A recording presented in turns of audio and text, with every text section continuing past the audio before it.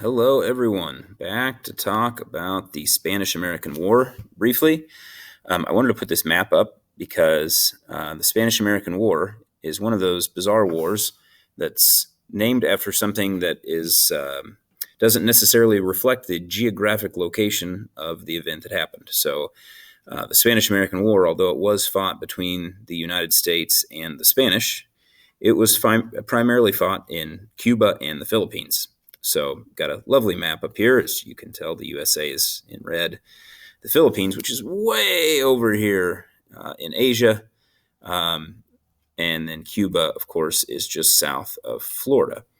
Now, just a little bit of background as to why in the world the United States was fighting the Spanish in the Philippines and Cuba. Both the Philippines and Cuba were Spanish colonies. So even though Filipino people and Cuban people lived there, the Spanish had controlled both Cuba and the Philippines for a long time. So that's a little bit of setting the stage there for you. So here's a really nice, lovely graphic that explains the Spanish-American War, starting with the causes, going through the actual war itself, and then some of the outcomes. So you can obviously read through these, so I'm not necessarily going to literally read them to you, but I'll try to elaborate in the places that need to be elaborated upon. So we mentioned that Cuba was a Spanish colony. The Cubans were not happy that they were a Spanish colony. And so multiple times in the 1800s, the Cubans rebelled against the Spanish, trying to get their independence. Each time, the Spanish would crush the rebellion. As the rebellions became more frequent, the Spanish became more brutal in their suppression of the rebellions. And so the Cuban people, interestingly enough, since they were so close to the United States, some of this news of just how brutal the Spanish treatment was of the Cubans, some of this news made its way to the United States via what we call yellow journalism or yellow press, which is listed on the slide. Yellow journalism is journalism that is based on true events but is exaggerated. So sometimes, I mean, the era that you guys are living in is a great example. There's a lot of yellow journalism. There's a lot of instances where people take things that are actually true and just exaggerate them a little bit. That was the case with the press in Cuba with regards to just how horribly the Spanish were treating the Cubans. So the United States is kind of on high alert. They're keeping an eye on what's happening in Cuba. We have motivation because, one, Cuba is very close to the United States, but also the Spanish have several territories that the United States is kind of attracted to, especially the Philippines. And so we're kind of keeping an eye on what the Spanish are doing in Cuba. We even send a ship, a naval vessel, the USS Maine, down to Cuba to just kind of keep an eye on things. The Maine, however, while sitting in Havana, Cuba harbor, the Maine explodes. And of course, the United States is very quick to blame the Spanish for the explosion of the Maine. We know now, after much research, that the Maine likely exploded due to something that had nothing to do with any outside influence. It was likely in the boiler room. But at the time, we certainly blamed the Spanish. In fact, the slogan became "Remember the Maine and to hell with Spain." And so the American people were frustrated with the Spanish. They felt like war with the Spanish was a noble cause.